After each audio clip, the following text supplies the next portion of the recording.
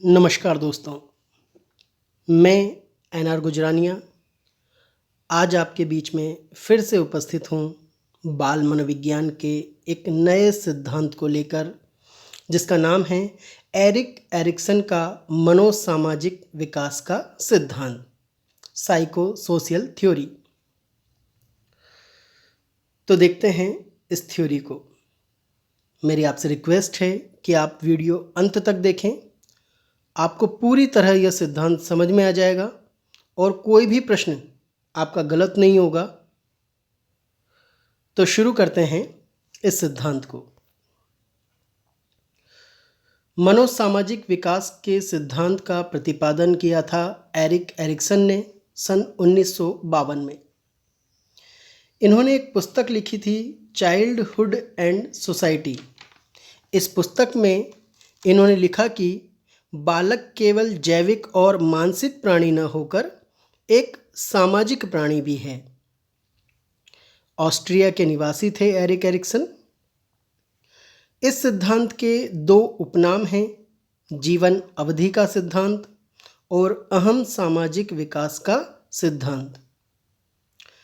चूंकि Erik Erikson ने पूरी जीवन अवधि को ही अपने सिद्धांत में लिया है, या पूरी जीवन अवधि को इन्होंने 8 भागों में बांटा है, इसलिए इस सिद्धांत को जीवन अवधि का सिद्धांत भी कहा जाता है।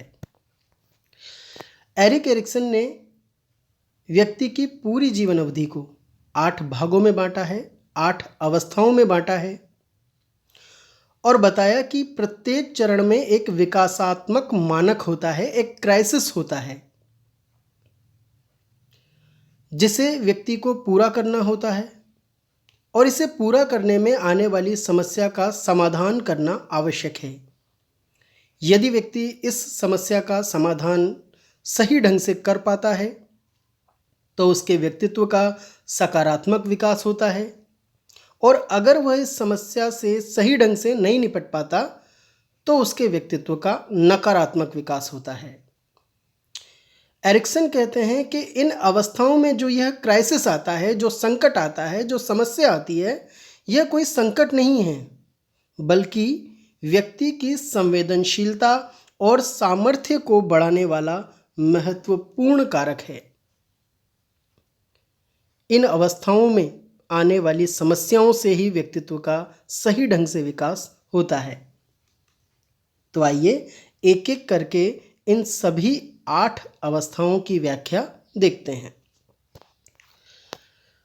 सबसे पहली स्टेज जो बताई है एरिक्सन ने, विश्वास बनाम अविश्वास, ट्रस्ट वर्सेस मिसट्रस्ट।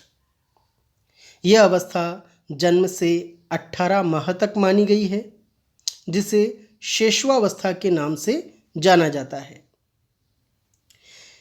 इस अवस्था में बालक अपनी आवश्यकता की पूर्ति हेतु अपनी माता पर या परिवार के दूसरे लोगों पर पूरी तरह आश्रित होता है,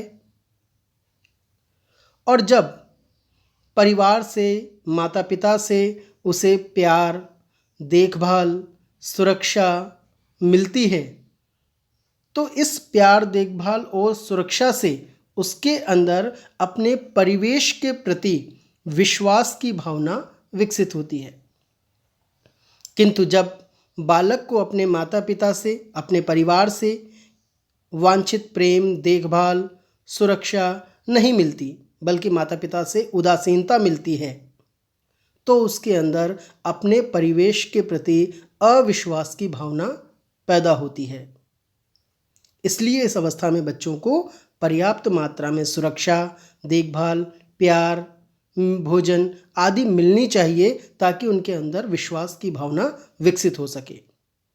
इस अवस्था में उनमें आशा का गुण विकसित होता है, होप का गुण उनके अंदर विकसित होता है।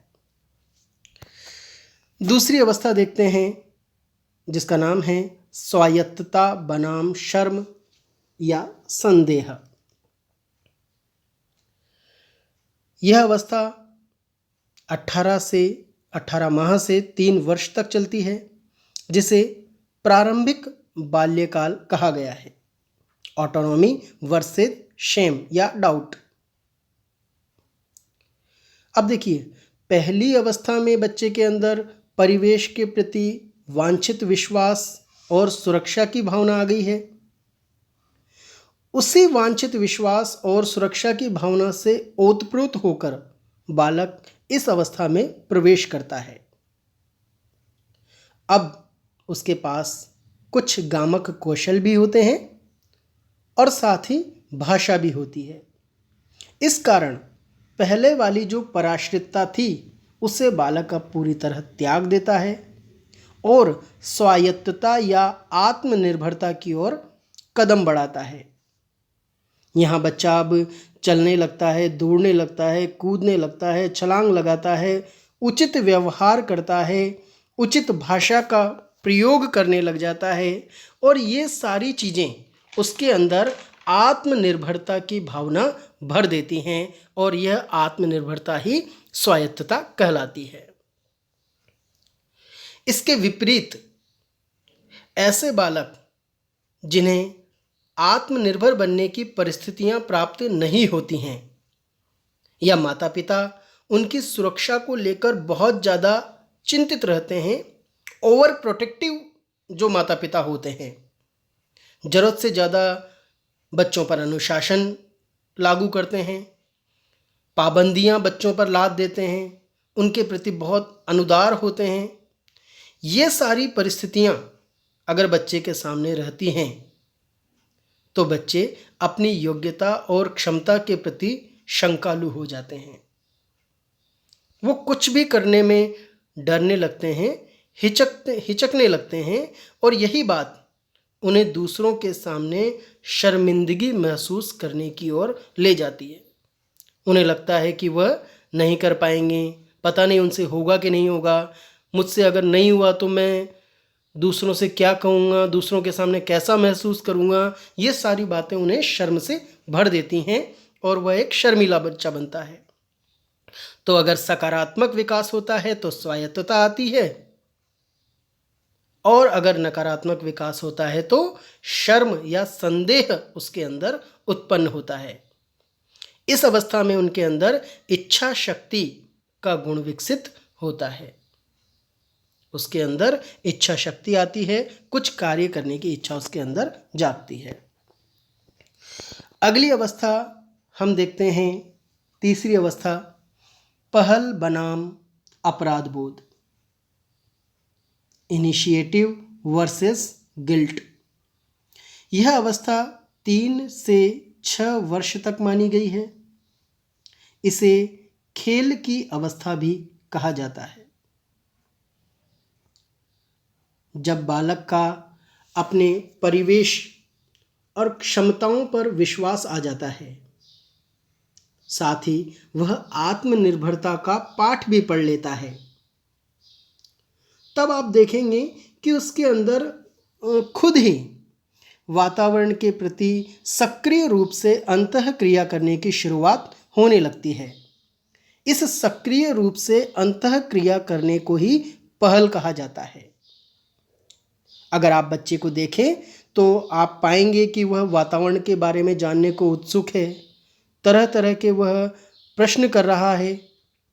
ये सारी चीज़ें पहल को ही सूचित कर रही हैं। अब अगर माता पिता उसे प्रोत्साहित करते हैं, पुनर्बलित करते हैं, तो जिस अनुपात में वो प्रोत्साहित करेंगे, पुनर्बलित करेंगे, उसी अनुपात में वे बड़े होकर शारीरिक और मानसिक गतिविधियों में बढ़ चढ़कर हिस्सा लेने की प्रवृत्ति रखते हैं। ठीक इसके विपरीत अगर हम देखें, अगर माता पिता बालक की योग्यता और क्षमता पर यह सोचकर विश्वास नहीं करते कि वो तो अभी छोटा है, बच्चा है, ये नहीं कर पाएगा, और उसे पहल के लिए हतोत्साहित किया जाता है, अनुचित आलोचना की जाती है, छोटी छोटी बातों को बहुत अधिक तूल दिया जाता है, उसकी खिंचाई की जाती है, उसकी गलतियों को बार बार उसे बताया जाता है, तो वो एक गहरे अपराध बोध से ग्रस्त हो जाता है। अब बच्चा बार बार अपनी गलतियों को याद करके अपने आप को कोसता है कि मैंने ऐसा क्यों किया, मुझसे ये क्यों हो गया। और यह गहरा अपराध बोध जब उसके अंदर बहुत ज़्यादा मात्रा में घर कर जाता है तो वह बालक पहल करने की प्रवृत्ति को बिल्कुल त्याग देता है। अब वो किसी भी काम में पहल नहीं करना चाहेगा।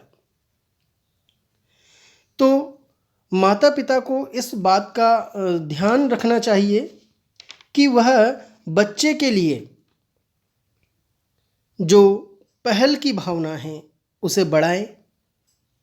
इसका मतलब ये नहीं कि आप बच्चे का अवलोकन न करें, प्रोटेक्टिव न रहें। आप बच्चे का अवलोकन करें, प्रोटेक्टिव रहें, लेकिन ओवर प्रोटेक्टिव आप ना रहें। उन्हें स्वयं अपने कार्यों को करने दें, बीच बीच में ज़्यादा दखल अंदाजी ना करें। इस अवस्था में उनमें उद्देश्य निष्ठता यानी पर्पस का गुण विकसित होता है। अगली अवस्था है चौथी अवस्था, परिश्रम बनाम हीनता, इंडस्ट्री वर्सेस इन्फेरिटी। यह अवस्था 6 वर्ष से 12 वर्ष तक चलती है, जिसे विद्यालय की अवस्था भी कहा जाता है। इस अवस्था में आप देखेंगे कि बालक विद्यालय जाने लगते हैं और वहाँ अध्यापक अध्यापिका उन्हें अधिक से अधिक काम करने, अच्छे से अच्छा परिणाम लाने का दबाव बच्चे के ऊपर डालते हैं। अब चूंकि बच्चा बड़ा हो चुका है तो घर में भी छोटे मोटे काम में हाथ बटाने का दबाव उन पर रहता है और सामाजिक परिवेश, अपने पड़ोस में, अपने रिश्तेदारों में कुछ बेहतर कर दिखाने का दबाव उनके अंदर रहता है। तो विद्यालय का यह दबाव, परिवार का यह दबाव, सामाजिक परिवेश का यह दबाव उसके अंदर प्रतियोगिता की भावना को भरने लगता है। अब अगर बालक विद्यालय, घर, सामाजिक परिवेश संबंधी इन परिस्थितियों में कुछ अच्छा कर दिखाने में सफल रहता है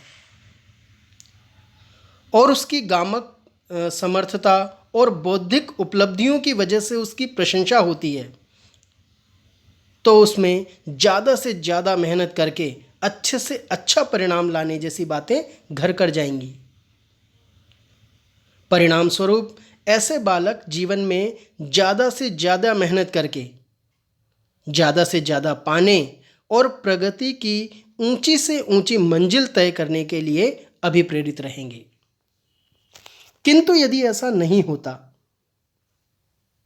तो अगर ऐसा नहीं हो तो दूसरी ओर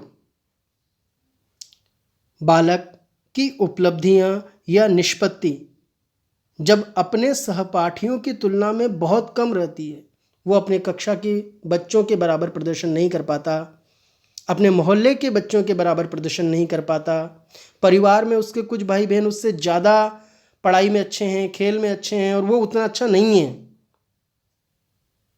तो फिर उसके अंदर हीनता की भावना आती है। अगर उसके अध्यापक, माता पिता उससे संतुष्ट नहीं होते, उसे संतुष्टि नहीं मिलती, तो बालक स्वयं अपनी नज़रों में गिर जाता है और यह हीनता की भावना उसमें घर कर जाती है। तो इस अवस्था में माता पिता और अध्यापकों की बड़ी अहम भूमिका है कि बच्चे के छोटे से छोटे कार्य को भी उसकी उपलब्धि मानकर उसे प्रोत्साहित किया जाना चाहिए, क्योंकि इस अवस्था में यह प्रोत्साहन ही परिश्रम का कारण बनेगा। अगर आप उसके छोटे छोटे कार्यों को नज़रअंदाज कर देते हैं तो धीरे धीरे उसमें हीनता की भावना घर करती चली जाती है और परिश्रम से वह दूर होता चला जाता है। इस अवस्था में बालक में प्रतियोगिता भावना की क्षमता या गुण विकसित होता है। अगली अवस्था देखते हैं, पांचवी अवस्था, पहचान बनाम भूमिका भ्रांति, यानी आइडेंटिटी वर्सेस रोल कन्फ्यूजन। यह अवस्था 12 वर्ष से 18 वर्ष तक यानी पूरी किशोर अवस्था के दौरान रहती है। परीक्षा की दृष्टि से यह अवस्था बहुत महत्वपूर्ण है। यहाँ आप देखेंगे कि एक और तो किशोर स्वयं की पहचान बनाना चाहता है। अब देखिए, परिवेश के प्रति विश्वास उसमें अगर आ गया है, आत्मनिर्भरता का गुण विकसित हो गया है, पहल करने की भावना उसके अंदर आ गई है, मेहनत करने की और कुछ अच्छा पाने की भावना उसके अंदर आ गई है, तो ये सारी चीज़ें मिलकर किशोर अब चाहता है कि उसकी एक पहचान बने समाज में। दूसरी ओर वह नहीं जानता कि ऐसा करने के लिए उसे किस प्रकार की भूमिका निभानी चाहिए। किशोर में अपनी पहचान बनाने की भावना जोर शोर से रहती है। मैं क्या हूँ, मैं कौन हूँ, मेरा क्या उद्देश्य है, मुझे क्या करना चाहिए, इन सब बातों से किशोर जूझता रहता है। एरिक्सन मानते हैं कि इसके दो कारण हैं। पहला तो उसके शरीर में होने वाले आकस्मिक परिवर्तन, और दूसरा आगामी शिक्षा और भविष्य के बारे में किसी निर्णय पर पहुंचने संबंधी चिंता और दबाव। और इस कारण जो किशोर होता है वो अपनी नई पहचान बनाने में यहाँ प्रयासरत रहता है कि समाज में उसकी एक पहचान स्थापित हो, उसकी एक आइडेंटिटी बने। लेकिन अगर किशोर ऐसा नहीं कर पाता तो अपनी पहचान बनाने में जो नाकामयाबी रहती है वह उसे अपनी भूमिका के विषय में भ्रमित कर सकती है। वह यह नहीं जान पाता कि उसे स्वयं क्या करना है, उसका व्यवहार कैसा होना चाहिए। तब हो सकता है वो बच्चों की तरह व्यवहार करने लग जाए, दुष्चरित्र हो जाए, असामाजिक तत्वों की भूमिका में अपने आप को उतारने की गलती कर बैठे। यानी कुल मिलाकर उसे अपनी भूमिका का, अपने रूल का पता नहीं चलता है कि मुझे क्या करना है, क्या बनना है, और इस तरह उसके अंदर भूमिका भ्रांति की स्थिति उत्पन्न हो सकती है। इस अवस्था में यदि बालक का सकारात्मक विकास होता है, यानी पहचान अगर वो अपनी बना पाता है, तो उसके अंदर फिडेलिटी यानी वफादारी की क्षमता या गुण विकसित हो जाता है। लेकिन अगर वो अपनी पहचान नहीं बना पाता तो फिर उनमें भूमिका भ्रांति की स्थिति उत्पन्न हो जाती है। इस अवस्था में किशोरों को बहुत सारी नई भूमिकाएं देनी चाहिए। मान लीजिए घर में कोई बर्थडे ऑर्गेनाइज कर रहे हैं, आप बर्थडे मना रहे हैं, तो उसकी तैयारियां करने की जिम्मेदारी उसे दी जा सकती है। घर में कोई छोटे मोटा प्रोग्राम हो रहा है तो उसकी पूरी जिम्मेदारी उसे दी जा सकती है। तो इस तरह उसे लगेगा कि मैं भी परिवार का एक अहम सदस्य हूँ और मेरी भी एक पहचान है इस परिवार के अंदर, इस समाज के अंदर, और ये सारी भावनाएं उसके अंदर पहचान बनाने की भावना विकसित करती है। अगली अवस्था यानी छठी जो अवस्था है वह है घनिष्ठता बनाम अलगाव, इंटीमेसी वर्सेस आइसोलेशन। यह अवस्था 18 वर्ष से 45 वर्ष तक चलती है, जिसे तरुण वयस्का अवस्था के नाम से जाना जाता है। घनिष्ठता की यदि हम बात करें कि इस अवस्था में व्यक्ति अपनी पहचान को दूसरों की पहचान में आत्मसात कर उससे घनिष्ठ संबंध स्थापित करता हुआ दिखाई देता है, और इस घनिष्ठ संबंध बनाने में प्रगाढ़ता आ जाती है। अब उसके अंदर अहम तेरा मेरा की भावना नहीं रहती। अब वह वचन पालन कर सकता है, दूसरों के साथ किए हुए प्रॉमिस को निभा सकता है, एक स्थायी संबंध वह दूसरों के साथ स्थापित करने लगता है। इस अवस्था में व्यक्ति स्वयं को दूसरों में खोजने लगता है, और इस तरह के प्रगाढ़ संबंधों में हम पति पत्नी के संबंध रख सकते हैं, अंतरंग दोस्तों के संबंध रख सकते हैं, एक आदर्श शिक्षक शिष्य के संबंधों का उल्लेख इस तरह की घनिष्ठता में की जा सकती है। वह किसी को अपना मानकर उसमें विलय की भावना रखने लगता है, उसमें एक हो जाने की भावना रखने लगता है। और यह विलय की भावना, यह एक हो जाने की भावना, यह घनिष्ठता ही इस अवस्था के सकारात्मक पहलू को सूचित करती है। लेकिन अगर ऐसा नहीं हो पाया तो घनिष्ठता के ठीक विपरीत हम एक अलगाव को पाते हैं। यहां संबंधों के नाम पर पूर्ण रिक्तता होती है। यहां व्यक्ति किसी से भी भरोसे लायक घनिष्ठ संबंध नहीं बना पाता। हालांकि इसका मतलब यह नहीं है कि अकेलापन सभी तरह से अवांछनीय है, हानिप्रद है। किसी भी तरह का एकांत, अकेलापन व्यक्ति विशेष की अपनी व्यक्तित्वता और छवि को बनाए रखने, उसके व्यक्तित्व को वांछित दिशा प्रदान करने में महत्वपूर्ण भूमिका भी निभाता है। लेकिन जब यह अकेलापन, अलगाव सीमा से बहुत ज़्यादा हो जाता है तो व्यक्तित्व के लिए नकारात्मक संकेत देने लगता है। तो इस अवस्था में सकारात्मक विकास के तहत व्यक्ति में घनिष्ठता की भावना आती है और नकारात्मक विकास के तहत अलगाव की भावना उसके अंदर उत्पन्न होती है। इस अवस्था में बालक में प्यार की क्षमता या गुण विकसित होता है। यहाँ वह प्रेम की भावना में पड़ जाता है। अगली जो अवस्था है, 7वीं अवस्था, जननात्मकता बनाम स्थिरता, जनरेटिविटी वर्सेस स्टेग्नेशन। यह अवस्था 45 से 65 वर्ष तक चलती है, जिसे मध्य वयस्कावस्था के नाम से जाना जाता है। इस अवस्था में जो इसका सकारात्मक पक्ष है, जननात्मकता, उत्पादनशीलता, जिसे आप क्रिएटिविटी भी कह सकते हैं, व्यक्ति चूंकि पिछली अवस्थाओं से आया है तो अब वह व्यक्ति आने वाली पीढ़ी को रास्ता दिखाने की अपनी चाहत को पूरा करना चाहता है। जननात्मकता की अगर हम बात करें तो भावी पीढ़ी के कल्याण और उन्नति के लिए जो चिंता है उसे ही जननात्मकता कहते हैं। अब व्यक्ति केवल अपने घर, परिवार और मित्रों के बारे में ही नहीं सोचता, बल्कि संकीर्ण दायरे से वो बाहर निकल आता है। अब उसका ध्यान आने वाली पीढ़ी के कल्याण की ओर चला जाता है।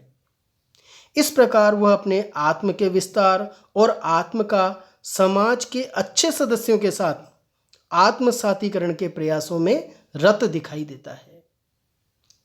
वह चाहता है कि इस समाज के लिए, इस संसार के लिए वह कुछ करे, आगे आने वाली जो पीढ़ी है, भावी पीढ़ी है, उसको रास्ता दिखाए। और ये सारी चीज़ें उसमें क्रिएटिविटी, जननात्मकता की भावना को उत्पन्न करती है। ठीक इसके विपरीत अगर स्थिरता की हम बात करें तो इस अवस्था में कई व्यक्ति ऐसे होते हैं जो पूरी तरह ईगो सेंटर्ड हो जाते हैं, आत्म केंद्रित हो जाते हैं। उनके अंदर बहुत ज़्यादा ईगो पाया जाता है, सेल्फिशनेस, स्वार्थपरकता पाई जाती है। वह दूसरों के लिए कुछ नहीं करना चाहते, समाज को कुछ नहीं देना चाहते, और इस कारण वह समाज के उत्पादक, उपयोगी और सृजनशील अंग के रूप में विकसित न होकर जड़ता से ग्रसित हो जाते हैं। उन्हें लगता है कि मैं समाज को कुछ क्यों दूं, समाज ने मेरे लिए क्या किया है, मुझे किसी का भला नहीं करना है। और ऐसे व्यक्ति अपने अंदर ही कुंद हो जाते हैं, कुंठित हो जाते हैं, जड़ हो जाते हैं। वह अपनी चीज़ किसी के साथ शेयर नहीं करना चाहते, अपनी सक्सेस को किसी के साथ शेयर नहीं करना चाहते, और ये सारी चीज़ उनके अंदर स्थिरता को, जड़ता को उत्पन्न करती है। तो इस अवस्था के सकारात्मक पक्ष में क्रिएटिविटी, उत्पादनशीलता या जननात्मकता जन्म लेती है, और इसी अवस्था के नकारात्मक पक्ष में स्थिरता या जड़ता जन्म लेती है। इस अवस्था में व्यक्ति के अंदर लगाव यानी केयर करने, दूसरों की देखभाल करने की, दूसरों को आगे बढ़ाने की जो भावना है वह इस अवस्था में विकसित होती है। अंतिम जो अवस्था है वो है अहम संपूर्णता बनाम निराशा, यानी इस अवस्था में ईगो इंटीग्रिटी वर्सेस डिस्पेयर 65 वर्ष से मृत्यु तक ये अवस्था चलती है। इसे आप वृद्धावस्था भी कह सकते हैं। अहम संतुष्टि या अहम संपूर्णता से आशय है कि व्यक्ति जब पीछे मुड़कर अपने अतीत पर नजर डालता है और उसने जो कुछ किया, अगर वह उससे संतुष्टि का अनुभव करता है तो इससे उसके अहम की संतुष्टि होती है। अपने पिछले जीवन में उसने विश्वास करना सीखा, आत्मनिर्भर बनना सीखा, पहल करना, मेहनत करना, अपनी पहचान उसने बना पाया, लोगों से घनिष्ठ संबंध उसके बन पाए, उसने समाज के लिए कुछ किया है। तो ये सारी चीज़ें उसके अंदर अहम संपूर्णता को लेकर आती हैं। वह अपने आप से पूरी तरह संतुष्ट होता है, अपने जीवन से पूरी तरह संतुष्ट होता है, अपने जीवन को लेकर किसी तरह का कोई मलाल उसके मन में नहीं रहता। वो सोचता है कि उस परिस्थिति में जो सही था मैंने किया, इस संसार को जो मैं दे सकता था मैंने दिया, और यह भावना उसके अंदर संतुष्टि की भावना को भरती है। किंतु यदि उसने ऐसा नहीं कर पाया, वह जीवन भर अविश्वासी रहा, शंकालु रहा, संदेही रहा, अपराध बोध से ग्रस्त रहा, हीनता से ग्रस्त रहा, वह अपनी कोई भूमिका इस संसार में नहीं बना पाया, संसार से उसका अलगाव रहा, उसने संसार के लिए न कुछ क्रिएटिव किया न कुछ दिया, वो जो करना चाहता था वो भी उसने नहीं किया, तो वह पिछली अवस्था की जो चुनौतियां थी और उलझन थी, अगर वो उन सब से ठीक ढंग से नहीं निपट पाया तो अब जाके यहाँ पर उसकी सोच काफ़ी नकारात्मक हो जाती है। अपने अतीत में जब वो झांकता है तो उसे निराशा हाथ लगती है। पुरानी बातें सोचकर वह पश्चाताप की अग्नि में जलता रहता है, क्योंकि समय भी निकल चुका है। अब वो उन चीज़ों को ठीक भी नहीं कर सकता, तो सिवाय पछताने के उसके पास अब कोई चारा नहीं रहता। इस अवस्था में व्यक्ति में बुद्धिमत्ता की क्षमता या गुण विकसित होता है। विजडम यहाँ पर आता है। वह अपने जीवन को भूतकाल में यहाँ पर देखता रहता है। या तो वह संतुष्ट अनुभव करता है तो उसका सकारात्मक विकास होता है, या फिर वो बहुत ज़्यादा निराश यहाँ पर हो जाता है जीवन के प्रति। और इस तरह संपूर्ण जीवन अवधि में व्यक्ति का मनोसामाजिक विकास होता है। अगर इस पूरी थ्योरी को संक्षेप में देखें तो आप देखेंगे इस चार्ट में मैंने पूरी जो सिद्धांत है उसका सार लिखा है। इसमें सबसे ज़्यादा महत्वपूर्ण रहते हैं, एक तो ये मनोवैज्ञानिक संकट, दूसरा एक उम्र अक्सर पूछी जाती है, और एक क्षमता या गुण। यानी इस सारणी के अंदर जो चीज़ें हैं आप निश्चित रूप से उन सबको याद रखें। मैं आशा करता हूँ कि मेरे द्वारा दी गई जानकारी आपको समझ में आई होगी। आप इस वीडियो को 1-2 बार देखेंगे तो आपको पूरा सिद्धांत सहज रूप से समझ में आ जाएगा। अपने अगले वीडियो में मैं इससे संबंधित प्रश्न भी डालूंगा, आप उनको करें। मैं आशा करता हूं कि कोई भी प्रश्न आपका एरिक एरिक्सन से जो रिलेटेड है वो इससे बाहर नहीं होगा। Thanks for watching. अगर आपको वीडियो अच्छा लगा है तो इसे प्लीज़ लाइक करें, शेयर करें, और हाँ, सब्सक्राइब करना ना भूलें मेरे चैनल लर्निंग विद नटराज को। आपका बहुत बहुत धन्यवाद। Keep reading, keep learning. Thank you very much.